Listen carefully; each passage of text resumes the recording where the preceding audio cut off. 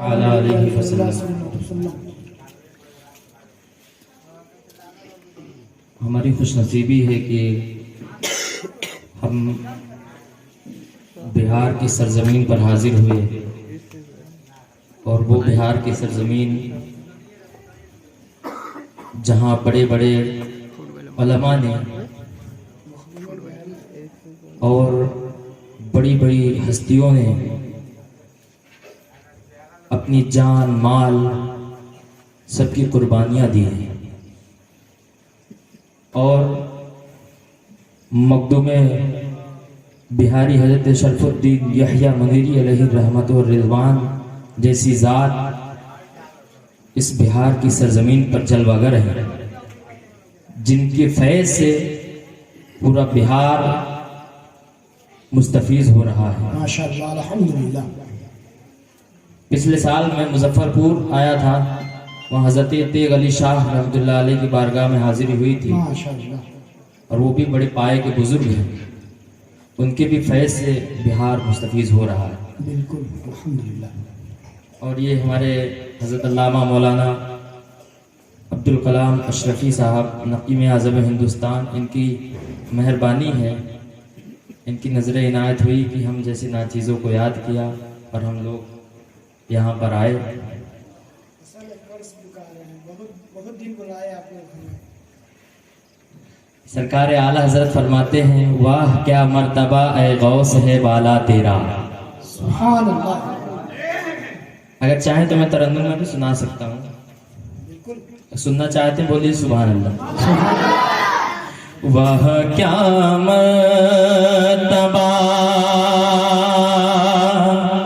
واہ کیا مرتبہ اے غوث ہے بالا تیرا،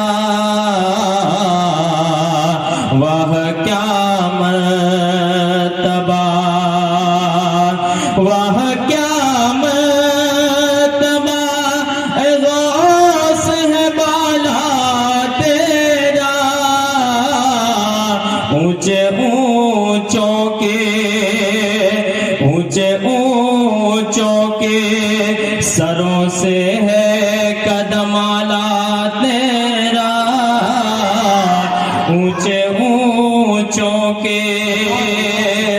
حضرت سیدنا سرکار غوث اعظم عبدالقادر محی الدین جیلانی بغداد کی سرزمین پر منبر رسول پر کھڑے ہو کر اعلان کرتے ہیں، قدمی حاضی علی رقبت کلی ولی اللہ، میرا قدم تمام اولیاء کی گردنوں پر ہے۔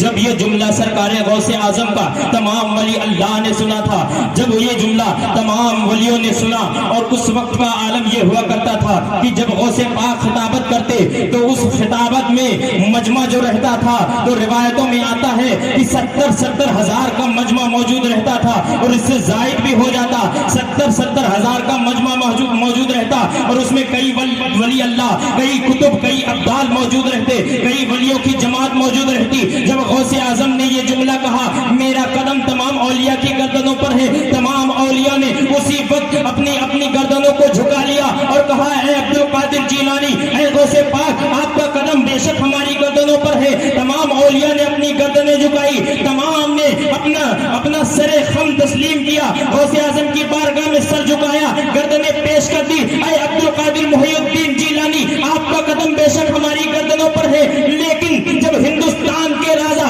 شہنشاہ ہندوستان عطائے رسول سیدنا سرکار غریب نواز معین الدین چشتی خراسان کی پہاڑی پر عبادت میں مشغول تھے، جب آپ نے غوث اعظم کا یہ جملہ سنا تو آپ اٹھ کر کھڑے ہو جاتے ہیں اور آپ عرض کرتے ہیں، بل راسی بل عینی یا غوث یا سیدی،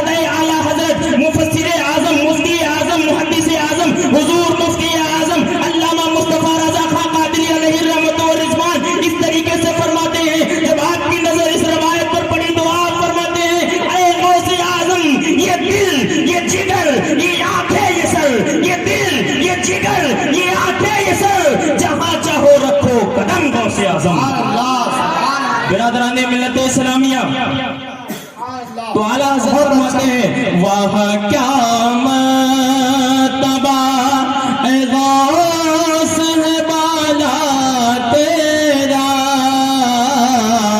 اونچے اونچوں کے سروں سے ہے قدم اعلیٰ تیرا اور سر بھلا کیا کوئی جانے کہہ کیسا تیرا سر بھلا کیا کوئی جانے کہہ کیسا تیرا اولیاء ملتے ہیں اولیاء ملتے ہیں آنکھیں وہ ہے طلبہ تیرا اولیاء ملتے ہیں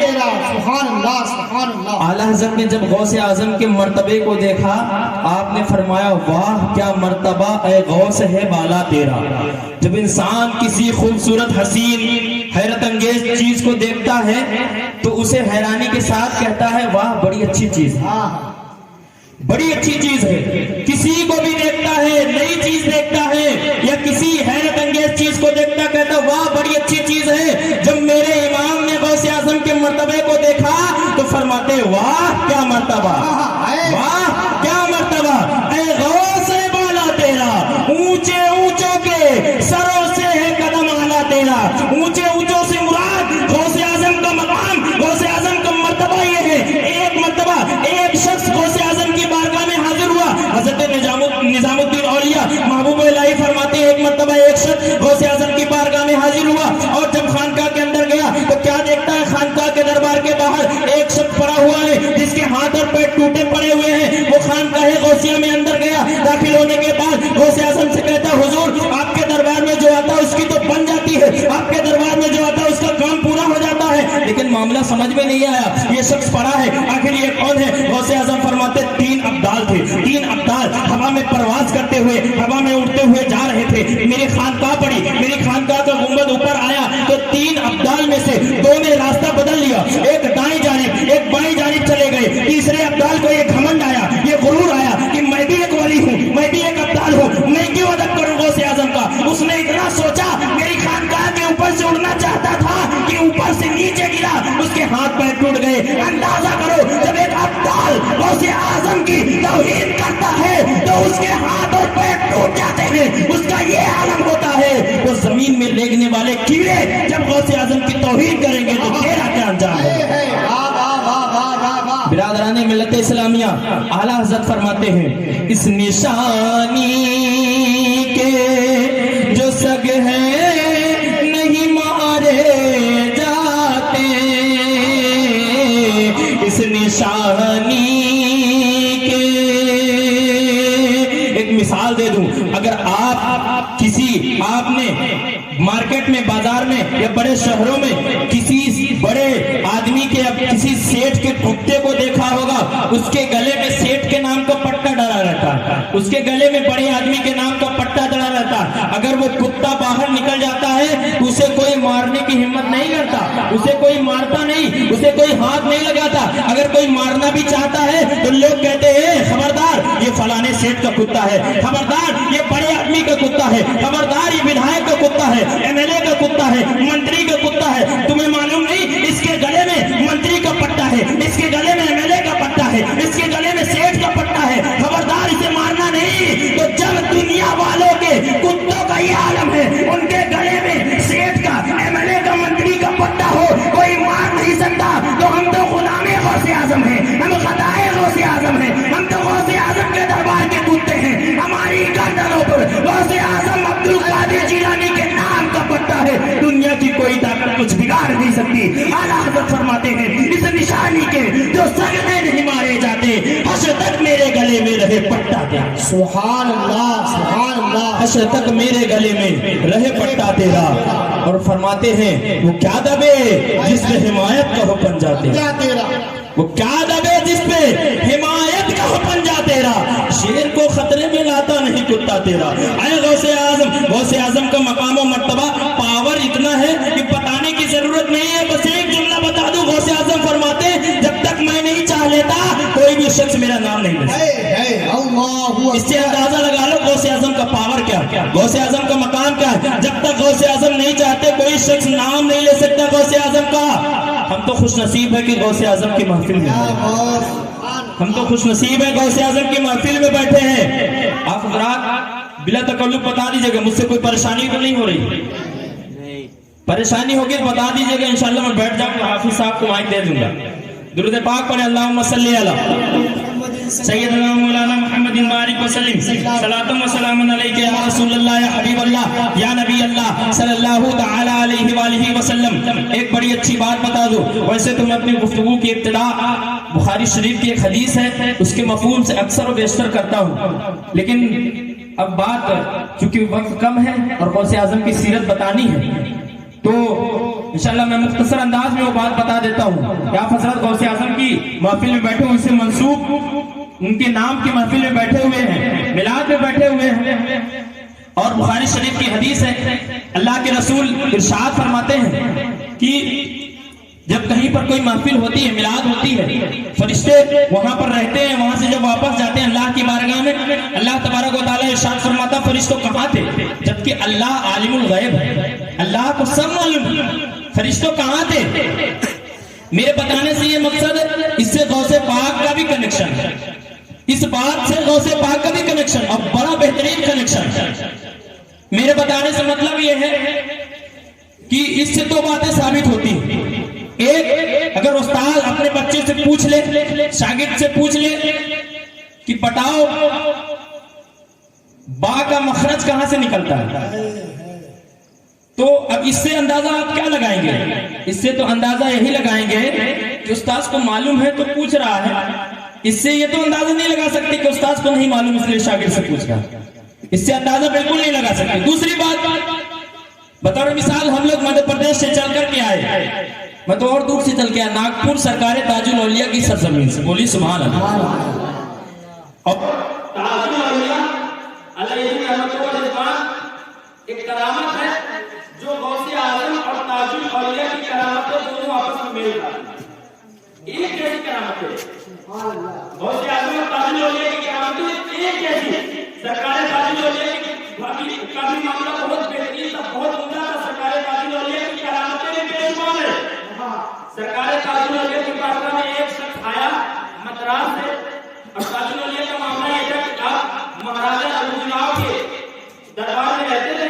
راجا آپ کو لے کر کے گیا تھا اور آپ کا مقام و مرتبہ یہ تھا کہ ایک مہاراجا تاج الاولیاء کی پگڑی کو ہانکا کرتا تھا اور پگڑی میں پیچھے بیٹھ کر بابا بادشاہوں کی طرح چلتے تھے. یہ اللہ والوں کا معاملہ. اللہ والے جو ہوتے ہیں الٹی ہی چاہتے رہتے ہیں, نہیں بھٹکانے, آنکھوں کو بند کرتے ہیں دیدار کے لیے. نظام الدین اولیا کے زمانے میں علاؤالدین خلجی بادشاہ تھا. نظام الدین اولیا نے پابندی لگا دی تھی کہ میرے خانقاہ میں مت آنا, علاؤالدین کو میرے خانقاہ میں آنے نہیں دیا جائے. بہت کوشش کی دیدار کر لوں, خانقاہ چلا جاؤں, نہیں. نظام الدین اولیا فرماتے ہیں میں نے جو دروازے خانقاہ کا بنایا تھے, اگر تو دروازے سے آئے گا تو میں دروازے سے چلا جاؤں, اگر تو دروازے سے آئے گا میں دروازے سے چلا جاؤں گا, اگر سختی کرے گا تو میں خانقاہ سے چلا جاؤں گا, اور سختی کرے گا تو میں تیرا شہر چھوڑ کے چلا جاؤں گا, لیکن تجھے اپنا دیدار نہیں کراؤں گا, تجھے دیکھنے نہیں دوں گا, نہیں خانقاہ میں آنے دوں گا. اس نے کہا ٹھیک ہے, اگر سختی کرتا ہوں چلے جائیں گے, معاملہ الگ ہو جائے گا. ایک خطی کا خط میں ایک شعر لکھا, اس نے کہا کہ بادشاہ اور فقیر میں کیا فرق ہے؟ تو نظام الدین اولیا نے اس سلسلے کو پورا کیا. فرماتے بادشاہ اور فقیر میں فرق یہ ہے, بادشاہ اور فقیر میں فرق یہ ہے کہ بادشاہوں کے دربار کے باہر جو چوکیدار رہتے ہیں, جو سیکورٹی گارڈ رہتے ہیں, وہ بادشاہ کی ملکیت کو بچانے کے لیے رہتے ہیں, اور ہم جیسے فقیر بادشاہ کے دربار میں اندر جاتے ہیں اور ان کو فقیرانہ انداز دیکھ کر وہ گارڈ اور سیکورٹی گارڈ باہر نکال دیتے ہیں. اور ہمارے دربار کا حال یہ ہے, بادشاہ فقیر بنے, فقیر کے دربار کے باہر جو گارڈ رہتے ہیں, جو سیکورٹی رہتے ہیں, وہ تم جیسے بادشاہوں کو خانقاہوں سے نکالنے کے لیے. یہ جواب دیا علاؤالدین خلجی جیسے بادشاہ ہوا, اس کے گھمنڈ کا, اس کے غرور کا حضرت نظام الدین اولیا نے اس کو نابود کر کے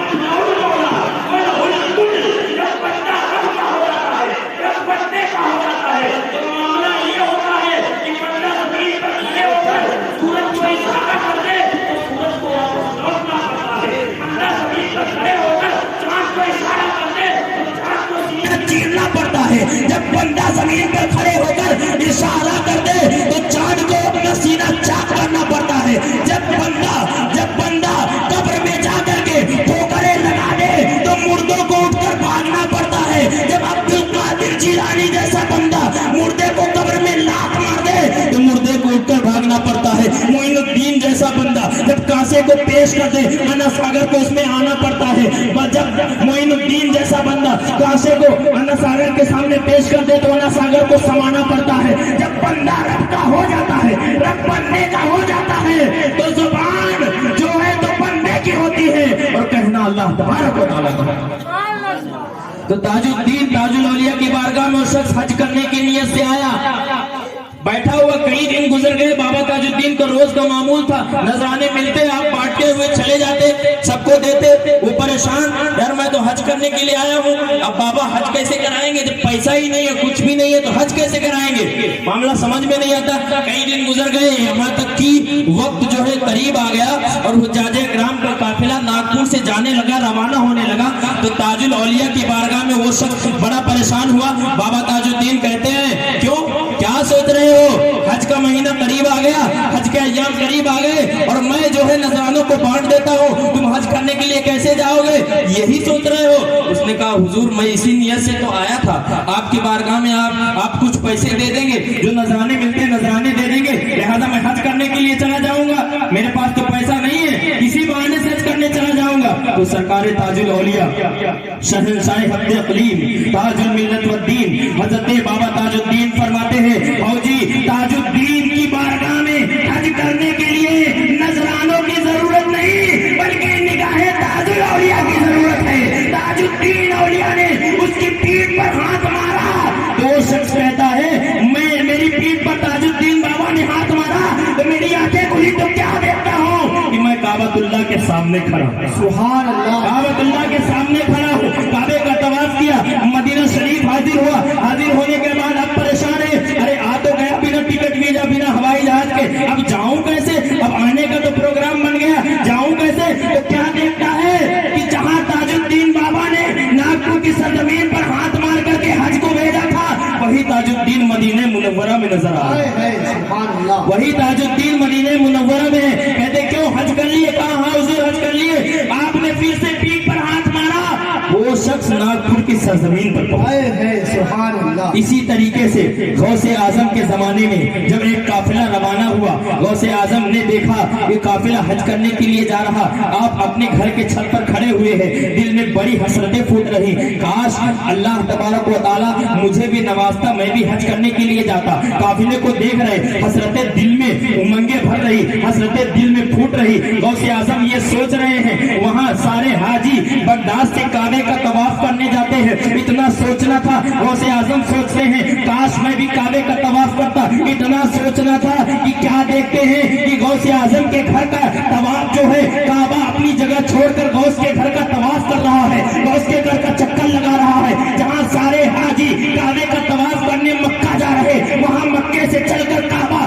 غوث اعظم کے گھر کا طواف کرنے بغداد آیا ہے۔ اسی کی نقل کرتے ہوئے تاجدار بریلی شاہ امام احمد رضا خان فاضل بریلوی کنز الکرامت جبل استقامت اعلیٰ حضرت فرماتے ہیں سارے احباب جہاں کرتے ہیں کعبے کا طواف، کعبہ کرتا ہے طواف درے بالا پہ۔ نعرے تکبیر، نعرے رسالت، مقام غوث اعظم، جشن غوث الورا، علماء اہل سنت زندہ باد، زندہ باد۔ بس آپ لوگ پریشان مت ہوئیے، میں حدیث شریف جو بتا رہا تھا بتا کر اپنی جگہ لے لوں گا۔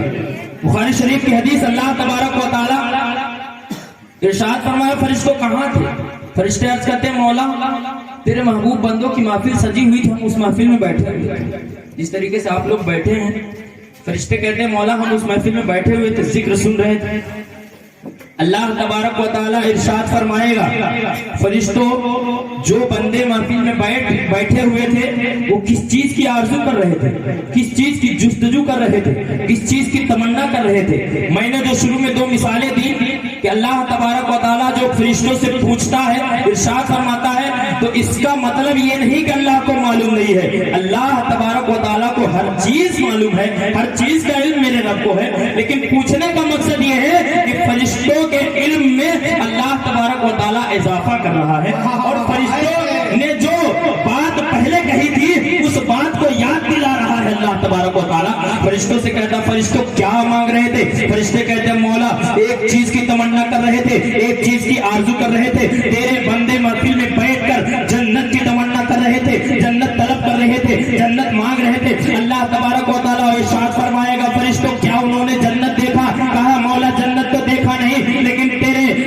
महबूब ने जन्नत का जो तज़किरा किया है, जन्नत की जो हसीन लम्हात, हसीन चीजें बताई है, जन्नत का जो खूबसूरत लम्हा बताया है, जन्नत का जो खूबसूरत नजारा बताया है, उस नजारे से जो उलमा उन्हें बताते हैं, उस तरीके से वो जन्नत की तमन्ना कर रहे थे कि अल्लाह हमें जन्नत दे दे, अल्लाह हमें जन्नत में मकाम दे दे, अल्लाह हमें जन्नत में दाखिल कर दे। अल्लाह तबारक व तआला इरशाद फरमाएगा, फरिश्तों मैंने उन तमाम लोगों को जन्नती बना दिया, सुभान अल्लाह, मैंने उन तमाम लोगों को जन्नती बना दिया। फिर अल्लाह तबारक व तआला इरशाद फरमाएगा, फरिश्तों किस चीज से पनाह मांग रहे थे, किस चीज से डर रहे थे? फरिश्ते अर्ज़ करते, मौला वो तेरे बंदे जो बैठे थे जन्नत तो मांग रहे थे लेकिन जहन्नम से डर भी रहे थे, जन्नत तो मांग रहे थे लेकिन जहन्नम से डर भी रहे थे। आप हजरत सो रहे हैं। अच्छा ये बताइए जन्नत किसको किसको चाहिए? हाथ उठाकर बोलिए सुभान अल्लाह। जिसको जिसको जन्नत चाहिए वही हाथ उठाए, उठाओ भाई, बोलो सुभान अल्लाह। फरमाएगा, फरिश्तों मैंने उन लोगों को जो महफिल में बैठे हुए थे जहन्नम से निजात दे दी, जहन्नम से बरी कर दी। बुखारी शरीफ की हदीस कह रही है, मैं अपने से नहीं कह रहा, बुखारी शरीफ की हदीस का मफहूम बता रहा हूं। और आप लोग सुनने के बाद, मेरे बोलने के बाद आप लोग सुनकर कैसा महसूस कर रहे हैं? जैसे कि आप मिलाद में नहीं बल्कि कब्रिस्तान में बैठे हुए। ऐसा महसूस न कीजिए, ऐसा महसूस कीजिए कि हम गुलाम गौसे आजम हैं और गौसे आजम की गुलामी का सबूत देने आए। वरना ऐसा तो होता है, हमारे इलाके में प्रोग्राम बहुत होते हैं और लोग जाते कब हैं? जब सुन लेते हैं कि अच्छी बिरयानी है, अच्छा मामला गर्म है, तो हमारे इलाके में लोग बहुत दौड़ दौड़ के प्रोग्राम में जाते हैं। और ऐसे लोगों का हाल क्या होता है? धोबी का कुत्ता, न घर का न घाट का। जिस तरीके से नियत होगी वैसा ही सवाब मिलेगा। बिरयानी के लिए लेकर जाओगे तो सिर्फ बिरयानी ही मिलेगी, सवाब नहीं मिलेगा। इन्नमल आमालु बिन्नियात, नियत जैसी होगी आपको उसी तरीके से सवाब दिया जाएगा। अमाल का दारो मदार नियतों पर होता है। आप नियत अच्छी बनाएंगे तो इंशाअल्लाह गौसे आजम हम सबको अपने गुलामों की फहरिस्त में दाखिल फरमा देगा। और गौसे आजम जिसे अपना गुलाम बना ले, गौसे आजम जिसे अपना गुलाम कह दे, उसका आलम अल्लाह अकबर। गौसे आजम ने तो कई चोरों को अब्दाल बना दिया, गौसे आजम ने कई चोरों को कुतुब बना दिया, कई डाकुओं को वली अल्लाह बना दिया। तो आप अच्छी नियत लेकर के महफिलों में आए, अच्छी नियत लेकर के मिलादों में आए, नहीं तो ऐसा होगा कि मामला न इधर का रहेगा न उधर के रहेगा। एक शख्स था जो गया अपने घर से दूर, तालाब में कपड़ा धोने के लिए गया, और जब तालाब में उसने कपड़ा धोया उसका साबुन जो है फिसल करके तालाब में गिर गया। तालाब में जब उसने साबुन निकालने के लिए हाथ डाला, जब हाथ बाहर निकाला तो उसके हाथ में साबुन की जगह एक हीरा निकला। हीरा उसने देख करके कहा, यार मैं तो साबुन निकाल रहा था, हीरा निकला, बड़ी अच्छी बात है। हीरे में थोड़ा काई लगी हुई थी, यानी मट्टी लगी हुई थी। उसने सोचा हीरे को धो लेता हूँ ताकि अच्छा जो है मार्केट में अच्छा दाम मिलेगा, अच्छा खूबसूरत दिखने लगेगा और अच्छा दाम में बिकेगा। उसने सोचा हीरे को धो लेता हूँ। हीरा मिलने के बाद उसने फिर तालाब में हाथ डाला कि हीरे को धोता हूँ, तो हाथ डालना था कि हीरा फिसल के फिर से तालाब में चला गया। हीरा तालाब में चला गया। अब परेशान, अगर आपको अचानक से 2 लाख रुपए मिल जाए और फिर रास्ते में आते आते वो गुम जाए तो पागल हो जाएंगे। यार मिला, इससे अच्छा मिलता ही नहीं, इससे अच्छा मिलता ही नहीं, गुमना ही था। अब वो परेशान कहता है कि हीरा यार मिला, अगर न धोता तो अच्छा रहता।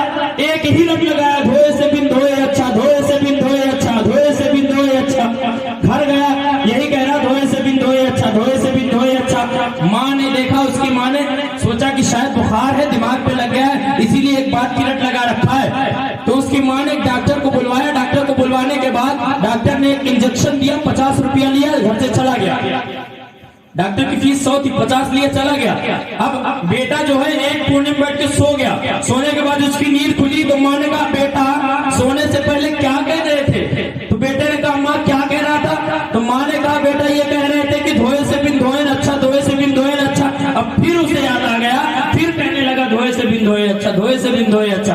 अब माँ भी बेचारी परेशान, माँ भी सोचती अगर न बताती तो अच्छा रहता। माँ भी कहने लगी, बताए से बिन बताए न अच्छा, बताए से बिन बताए न अच्छा। एक कोने में बेटा कह रहा धोए से बिन धोए अच्छा, एक कोने में माँ कह रही बताए से बिन बताए न अच्छा। इतने में डॉक्टर आया बेचारा, जो 50 रुपया लेकर के चला गया था, उसकी फीस 100 रुपया थी। जब डॉक्टर ने देखा कि माँ कह रही बताए से बिन बताए न अच्छा, बेटा कह रहा धोए से बिन धोए न अच्छा, डॉक्टर ने जब माहौल देखा 50 अच्छा, 100 से 50 अच्छा। तो इसीलिए आप हजरात अच्छी नीयत के साथ बैठे, खुलूस के साथ बैठे। अल्लाह तबारक व तआला इरशाद फरमाता, फरिश्तों मैंने उन्हें जहन्नम से निजात दे दी, जहन्नम से बरी कर दिया। फरिश्ते अर्ज करते, मौला एक बात और, एक शख्स था जो महफिल में आना नहीं चाहता था, महफिल में बैठना नहीं चाहता था, लेकिन वहां से गुजर रहा था, उसने देखा कि बहुत भीड़ लगी हुई है, तो भीड़ देख कर क्या करके बैठ गया। उसके मुतालिक क्या है? अल्लाह तबारक व तआला इरशाद फरमाता, फरिश्तों मैंने उसे भी बख्श दिया। अंदाजा करो, सोचो, जो महफिल की नियत से आए हैं, मिलाद की नियत से आए हैं, उनके लिए तो हदीस कह रही है अल्लाह ने उन्हें बख्श दिया, जन्नत दे दी। और जो जा रहा था, मालूम नहीं कि मिलाद है, फिर भी आकर के बैठ गया, मुसलमान है, अल्लाह कहता है अगर ईमान वाला है तो मैंने उसे भी बख्श दिया, उससे भी बख्श दिया। इससे पता ये चला, मेरे बताने का मतलब ये है कि जब अल्लाह तबारक व तआला ने आदम अलैहिस्सलाम को इस दुनिया में बनाना चाहा, पैदा करना चाहा, तो आदम अलैहिस्सलाम को पैदा करने से पहले अल्लाह ने फरिश्तों से मशवरा लिया, फरिश्तों क्या कहते हो, मैं अपना नायब दुनिया में भेजना चाहता हूँ, मैं अपना नायब दुनिया में बनाना चाहता हूँ। फरिश्तों ने कहा, मौला तू दुनिया में नायब बनाएगा उस इंसान को जो जाने के बाद फितने फसाद करेगा, जाने के बाद लड़ाई झगड़े करेगा, दुनिया में फितने फसाद मचाएगा। अल्लाह तबारक व तआला ने जब फरिश्तों से मशवरा लिया था, तो फरिश्तों ने ये जवाब दिया था, ये मशवरा दिया था, तो अल्लाह तबारक व तआला फरमाता है, इन्नी आलमु मा ला तालमून, बेशक मैं जो जानता हूँ वो तुम नहीं जानते। बिरादरान इस्लाम, अल्लाह तबारक व तआला कहता है, बेशक मैं जो जानता हूँ वो तुम नहीं जानते। तुम्हें मालूम नहीं है, मैं आदम की औलाद में नबियों को पैदा करूंगा, आदम की औलाद में नबियों को, अंबिया को पैदा करूंगा, रसूलों को पैदा करूंगा, और यहाँ तक नहीं बल्कि आदम की औलाद में मैं अपने महबूब को भी पैदा करूंगा, जिसके सदके में मैंने आदम की तख्लीक की, सुभान अल्लाह, जिसके सदके में मैंने आदम को बनाया है, आदम की औलाद में मैं वो अपना महबूब बनाऊंगा। अल्लामा रूमी फरमाते हैं, गौसे आजम दरमियाने औलिया, जो मोहम्मद दरमियाने अंबिया। अल्लाह ने जो मकाम गौसे आजम, अल्लाह ने जो मकाम नबियों के दरमियान अल्लाह ने अपने महबूब का रखा है, यानी नबियों के दरमियान अल्लाह ने अपने महबूब को तमाम नबियों का इमाम अंबिया, इमामुल अंबिया बनाया है, शहंशाह अंबिया बनाया है, नबियों का सरदार और बादशाह बनाया है। इसी तरीके से अल्लाह ने गौसे आजम को औलिया के दरमियान तमाम औलिया का शहंशाह और बादशाह बनाया है। इसीलिए तो गौसे आजम कहते हैं, मेरा कदम तमाम औलिया की कदमों पर है। और जब पावर है, जब भी तो गौसे आजम ये कह रहे हैं। तो इंशाअल्लाह हम सब गौसे आजम की इस महफिल से एक पैगाम लेकर के जाएंगे कि जब महफिलों में आएंगे तो अच्छी नीयत से, खुलूस नीयत से आएंगे, न कि बिरयानी खाने की नीयत से। बोलिए, आएंगे ना अच्छी नीयत से? बोलिए इंशाअल्लाह। इंशाअल्लाह में बहुत बरकत है, बोलो इंशाअल्लाह।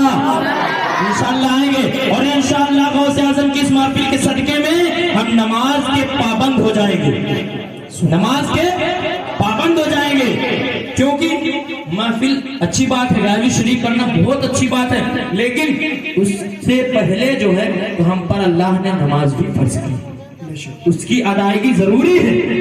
नमाज छोड़कर हम दीगर कामों का अंजाम देते हैं। लिहाजा आपसे गुजारिश यही है कि गौसे आजम के गुलाम बनिए, तो गौसे आजम की गुलामी का सबूत दीजिए और गौसे आजम की सीरत पर अमल कीजिए। सीरत गौसे आजम की यही कहती है कि गौसे आजम ने 40 साल तक इशा के वजू से फजर की नमाज पढ़ी है। कोई ऐसा मर्द मुजाहिद लाओ जिसने इशा के वजू से 40 साल मुसलसल फजर की नमाज अदा की हो, वो मुजाहिद तन्हा गौसे आजम की जात है। बिरादरान मिल्लत इस्लामिया, और गौसे आजम की जात इसलिए इतनी बाबरकत है कि अल्लाह के रसूल का फैजान गौसे आजम पर है, इमाम हसन हुसैन का फैजान गौसे आजम पर है। बिरादरान मिल्लत इस्लामिया, अल्लाह तबारक व तआला हम सबको गौसे आजम के गुलामों में कबूल फरमाए, और मेरे बोलने में जो भी गलतियां हुई हो अल्लाह तबारक व तआला उन गलतियों को माफ फरमाए। व आखिरु दावाना अल्हम्दुलिल्लाहि रब्बिल आलमीन। ये किस्सा लतीफ फी नातमाम था, जो कुछ बयां हुआ आगाज़ बाब है। तूफान लूह लाने से है चश्म फायदा, दो बूंद ही काफी है अगर कुछ असर करे। अस्सलामु अलैकुम। अल्हम्दुलिल्लाहि रब्बिल आलमीन। गौसे आज़म बमने बेसरो सामा मददे, क़िबले दी मददे, काबे इमा मददे, बगिरदाबे बला उफ्ताद कश्ती ज़ईफ़ानो शकिश्तारा।